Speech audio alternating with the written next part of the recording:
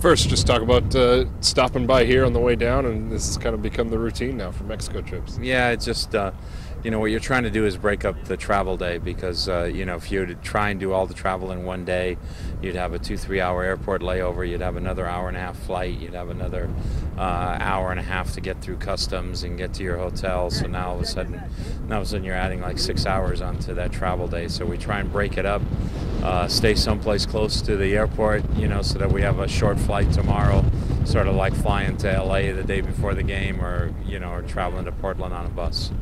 And looking at training today, what kind of things you try and get out of the group? Just get them out running? We just needed them to break a sweat. You can't expect much from the group today. Saturday was a game day for the majority of the players, and we worked the other guys out before practice, and some guys worked out after the game. And today, with the travel in their legs and everything, just wanted them to get a sweat and touch the ball a little bit, and that was it. After kind of watching the game again, anything more you picked up from Saturday? I think it's a situation that we had some chances. I think they had some chances too. So I just don't think we were as sharp as we needed to be. And that's something we've got to commit ourselves to. That we're sharp every day, every time we play, at the beginning of the game, at the end of the game.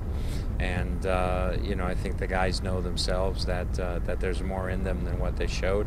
We got to make sure that we're there. I thought Montreal did a good job defensively of keeping the game in front of them. And if we could have gotten a goal, even late, Eddie probably had the best chance there late.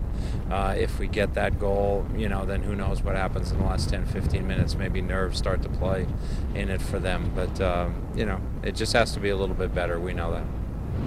And looking ahead to this game, and for Ozzy, for Mark, for a guy like Lamar, who I knew didn't get a chance to play in that first game, is this kind of like the opener for them? Maybe an opportunity for them to kind of open their season on the right foot? Well, for sure, it's an opportunity to get out there on the field, and for Ozzy, he's an important part of our team, and so getting him back out there it'll be a good feeling for us. Birchie's been a guy who played a lot of games for us last year as well.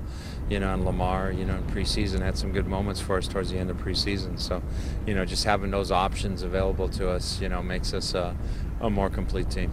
What did you guys learn from the last trip to Mexico, where the result wasn't so good against Santos? What kind of things did you pick up from that can carry over into this tournament? Well, not to take 6 goals, I guess, is number one. It's just that we've got to be smart about what we do. We got to play a little bit maybe how Montreal played against us at our place, but not that defensive, but we got to play with good experience, and just not cough up the ball, be solid, make sure we keep the ball in front of us, be patient, realize that it's a 2-leg series. We've to be quite honest, we've struggled in 2-leg series at times. You look at Santos last year, you look at LA, you look at Salt Lake the year before, and now we got to know that, okay, we're away from home in the first leg, and if it's 1-0, it's got to stay at 1-0. It can't go beyond that, and I think that's the biggest thing for us, is to not get caught up in the hoopla and the energy of the game, and all of a sudden lose our focus. So that's hopefully there's enough maturity in the team now that won't happen. Thank you very much. Okay, appreciate it.